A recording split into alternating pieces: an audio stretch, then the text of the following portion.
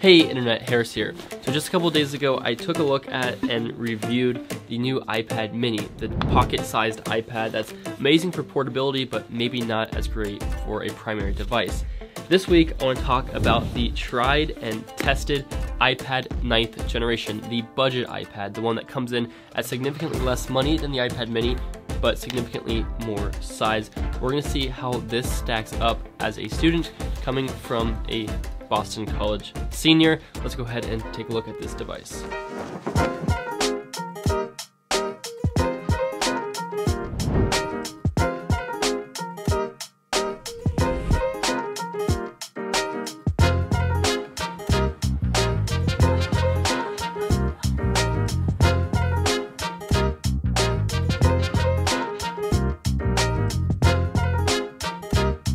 So on Apple's end, this iPad is a genius concept. They've been making this budget iPad for probably 5 or 6 years now, starting at $329. But the past 3 years, the chassis and the hardware has been identical. Like this exact same shell has been in the past 3 iPads, but they put in a newer processor, and by newer, I mean less old, because it's still an old processor that Apple used years ago. Throw in some software tweaks and optimization, and then change a couple other things here and there. You get a really good tablet without spending the same price as all the more expensive iPads. It's pretty good for everyone involved, I think. And because this is just an older design, I really don't have any problems just kind of throwing it in my bag. Not abusively, but just throwing it in my bag without worrying too much if it's getting scuffed up. So I'm not as careful with this, which means I'm setting down on a table or handing it off to somebody. I'm not worrying about every little nick and scratch and things like that. Because this iPad isn't designed to, I think, worry about those little things. It's more designed to be used. This is really a tool more than anything else because it's just not flashy. Now this year, the thing that I like the most about this budget iPad is just the fact that it no longer starts at the abysmal 32 gigabytes. This now comes in at 64 gigabytes for the $329, even cheaper if you use a student discount.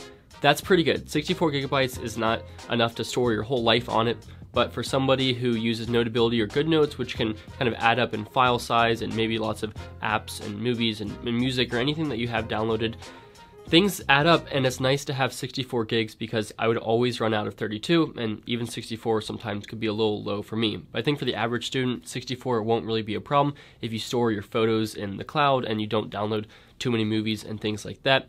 It's now very nice to see Apple finally started at 64 gigabytes. Secondly, Apple also improved the camera this year, not on the back, that's still pretty terrible and there's still no flash, but the front-facing camera went from 1.2 megapixels to 12 megapixels. And without needing too many calculations, that is a 10-fold increase in resolution, and it now supports the center stage camera functionality, which means if you're on a FaceTime call or a Zoom or something like that, you can move to side and up and down, and the camera will kind of track you and follow you.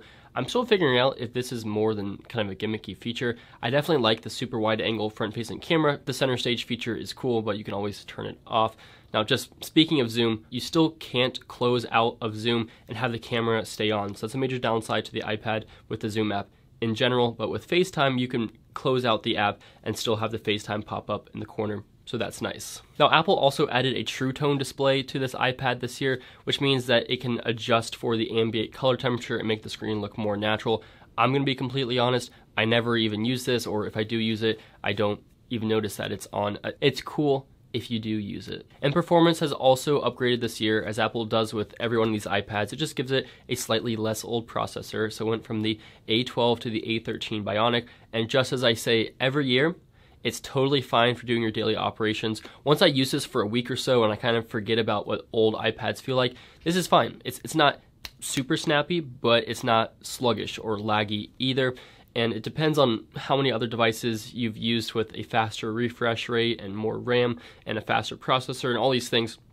But if your expectations aren't super high, this won't let you down, and you can still do a lot of really impressive things on the iPad just because the App Store is filled with amazing apps that are really well optimized for the iPad.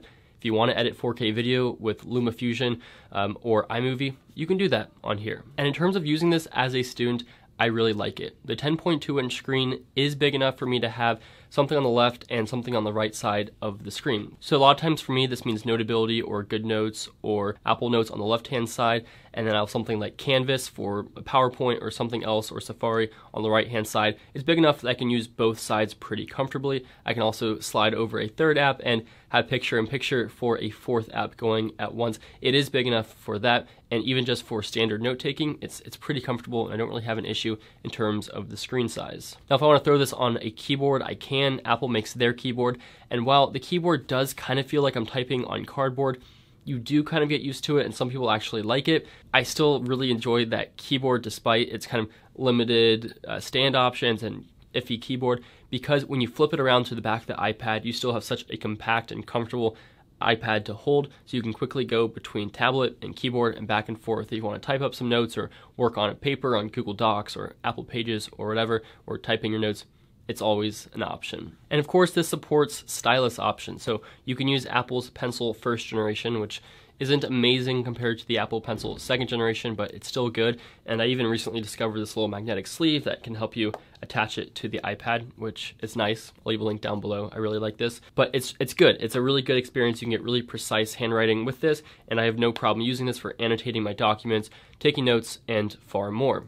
You can also use the Logitech Crayon, which is cheaper and pretty similar, or even cheaper, you can get like a $30 stylus, which has almost all the basic functionality, just without some of the extra precision, things like that. I'll leave a link down in the description if you want to check out any of these stylus options, but no matter what, you can get a pretty good handwriting experience with the iPad, and I use it all the time for adding highlights and adding underlines and shapes and just general annotations and things I'm reading and working on. And of course, one of the best things about this is that it has iPadOS 15 with all of its features, whether it be the improved Do Not Disturb and focus mode, whether it be the new Control Center options, or the new Apple Pencil features with the quick note that you can drag in from the corner, which is actually really useful and great with the Apple Pencil, or even if you're not using the Pencil.